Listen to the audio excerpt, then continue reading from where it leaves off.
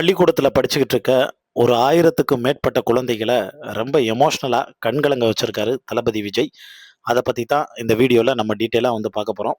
அதுக்கு முன்னால் நம்ம சேனலை சப்ஸ்கிரைப் பண்ணாமல் இருந்தீங்கன்னா மறக்காமல் சப்ஸ்கிரைப் பண்ணிக்கோங்க.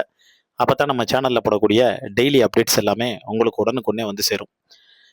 ஒரு ஸ்கூலோட பிரின்சிபல், ரொம்ப வயசானவங்க. அவங்க ஒரு வீடியோ ஒன்று வெளியிட்டிருக்காங்க. இப்போ சோஷியல் மீடியா ஃபுல்லாக அந்த வீடியோ தான் பார்த்து ட்ரெண்ட் ஆகிக்கிட்டு இருக்கு.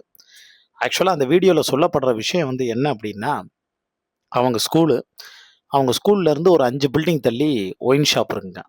எல்லாம் குடிச்சிட்டு அங்கே வந்து அட்டகாசம் பண்ணுவாங்க. ஒரு 6 மணிக்கு மேலே அந்த ஏரியா பக்கமே நடந்து போக முடியாதாம். அதனால அந்த பிள்ளைகள் எல்லாமே ரொம்ப கஷ்டப்படுவாங்க. டியூஷனுக்கோ மற்றதுக்கோ வரக்கூடிய பிள்ளைங்கள்லாம் சிரமத்துக்கு ஆளாவாங்க. அந்த பள்ளிக்கூடம் வந்து இருக்கிறதே ரொம்ப ஒரு மாரி நெருடலாவும், அந்த பள்ளிக்கூடத்த வந்து சுத்தி வந்து அந்த சரவுண்டிங்ல அந்த ஒயின் ஷாப் இருக்கிறது ரொம்ப ஒரு மாரி முகம் சுளிக்க வைக்கிறதா இருந்தோனே, இந்த பிரின்சிபல் என்ன பண்ணியிருக்காங்க, கடந்த 50 வருஷமா போராடியிருக்காங்க. கடந்த 50 வருஷமா அந்த ஒயின் ஷாப்ப தூக்கணும் அப்படின்னு வந்து போ நடையா நடந்திருக்காங்க, போராடியிருக்காங்க, இதெல்லாம் நடந்திருக்காங்க. ஆனா, அது எதுலயுமே சாத்தியமாகாத வந்து ஒரு விஷயம், இப்ப தளபதி விஜய் முதல்வரா பதவியேற்றதுக்கு அப்புறமா அதிரடியா ஒரு அறிவிப்பு ஒண்ணு போட்டாரு. பள்ளி, கல்லூரி, சர்ச்சு இது பக்கத்துல வந்து இருக்கக்கூடிய எந்த ஒயின் ஷாப்பும் வந்து இருக்கக்கூடாது அப்படின்னு செம மாசான அதிரடியான ஒரு உத்தரவு போட்டார். அந்த உத்தரவின் பேர்ல இப்ப அந்த ஒயின் ஷாப் வந்து மூடப்பட்டுருச்சுங்க. இத அவங்க வீடியோ எடுத்து இந்த ஒயின் ஷாப் மூடப்பட்டதுக்கு ரொம்ப ரொம்ப நன்றி. 50 வருஷம் செய்ய முடியாத ஒரு விஷயத்த வந்த உடனே வந்து பார்த்தீங்கன்னா செஞ்சிருக்குங்க. Gates of Vijay.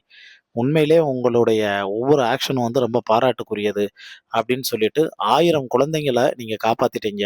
இந்த 1000 குழந்தைங்களும் உங்களுக்கு எமோஷனலா கையெடுத்து கும்பிட்டு நன்றி சொல்றாங்க. அவங்க சார்பா நான் உங்களுக்கு வந்து நன்றி சொல்றேன் அப்படின்னு முதல்ல ஒரு வீடியோ வெளியிட்டிருந்தாங்க. அது பயங்கர வைரல் ஆச்சு. அதுக்கப்புறம் 2வது வந்து ஒரு வீடியோ அவங்க வெளியிட்டிருந்தாங்க.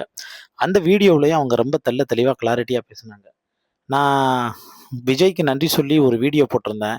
அது பேசினோன்னே, "என்ன அணில் குஞ்சு, தற்குறி, இவ்வளோ வயசாகுது, உங்களுக்கே அறிவில்ல" அப்படி இப்படின்னு கன்னா பின்னான்னு விமர்சனம் வந்துச்சு. அத பத்தியெல்லாம் எனக்கு கவல இல்ல. நல்லது யார் செஞ்சாலும் வந்து முதல்ல வந்து பாராட்டணுங்க. பாராட்டுற வந்து மனசு வந்து வேணும். இப்ப தளபதி விஜய் ஒரு மாற்றத்த எதிர்பார்த்தோம். அந்த மாற்றத்த அவரு செய்றாப்ல. ஒருவேள அந்த மாற்றத்த செய்யல அப்படின்னா, அடுத்த 5 வருஷத்துல அவர நாங்க தூக்கி விட்டுருவோம்.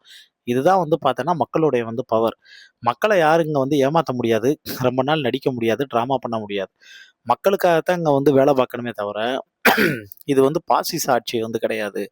விஜய் அந்த விஷயத்த எல்லாரும் ஆட்சிக்கு வந்து எங்களுக்கு டைம் வேணும். நாங்க அத செய்வோம், இத செய்வோம்னு மொத்தமா எல்லாமே இது பண்ணுவாங்க. ஆனா எது தேவையோ, அந்த தேவையான விஷயத்துக்கு அவர் வந்து முக்கியத்துவம் குடுத்து வந்து பண்ணியிருக்காருன்னு சொல்லிட்டு, விஜய் நீங்க நெறையா வந்து நான் உங்க அம்மா ஸ்தானத்துல இருந்து சொல்றேன். நெறைய இலவசங்கள் வந்து குடுக்காதீங்க அப்படின்னு அட்வைஸ்லாம் வந்து பண்ணிட்டு, ஏன்னா இலவசம் குடுத்தா சோம்பேறி ஆயிடுவாங்க அப்படிங்கிற விஷயத்தையும் சொல்லிட்டு, அதுக்கப்புறம் எனக்கு வந்து ஒரு ஆசை, ஒரு கோரிக்கை. நீங்க உங்க மனைவி, உங்க பிள்ளைங்க, உங்க மனைவி சங்கீதாவோடையும், பிள்ளைங்களோடையும் சேர்ந்து சந்தோஷமா 100 வருஷம் நீங்க தீர்க்காயுசா இருக்கணும்னு அவங்க வாழ்த்தியிருந்தாங்க.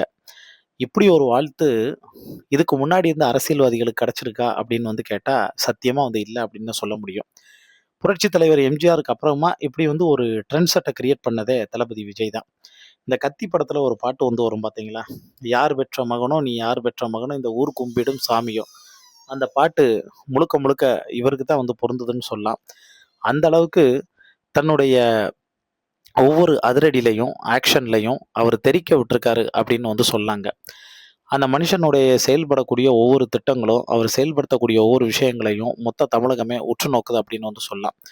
வெறும் வாய் வார்த்தை ஜாலம் வந்து இல்லாம, செயல்கள்ல அதிரடியா இறங்கி உண்மையிலே வந்து மாஸ் காட்டக்கூடிய தமிழக முதல்வர் கண்டிப்பா தமிழகத்துல மிகப்பெரிய ஒரு நல்லாட்சியையும், மாற்றத்தையும் வந்து குடுப்பாருன்னு எல்லாருமே நம்பிக்கிட்டு இருக்காங்க.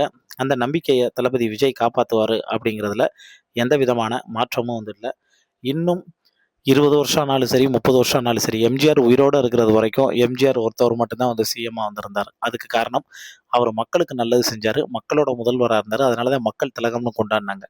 அதே மாரி தான் இப்ப இவரு மக்களுக்கு நல்லது செஞ்சு, மக்களுக்கான முதல்வரா இருக்கும்போது, இன்னும் எத்தன வருஷம் ஆட்சி அமைச்சாலும், அது ஃபுல்லா வந்து பார்த்தீங்கன்னா, இவர் தான் வந்து முதல்வரா இருப்பாரு. அதுல எந்த விதமான மாற்றமும் இல்லங்க. இத பத்தி உங்களுக்கு தோணக்கூடிய கருத்துக்கள மறக்காம கீழ இருக்கக்கூடிய கமெண்ட் பாக்ஸ்ல மென்ஷன் பண்ணுங்க.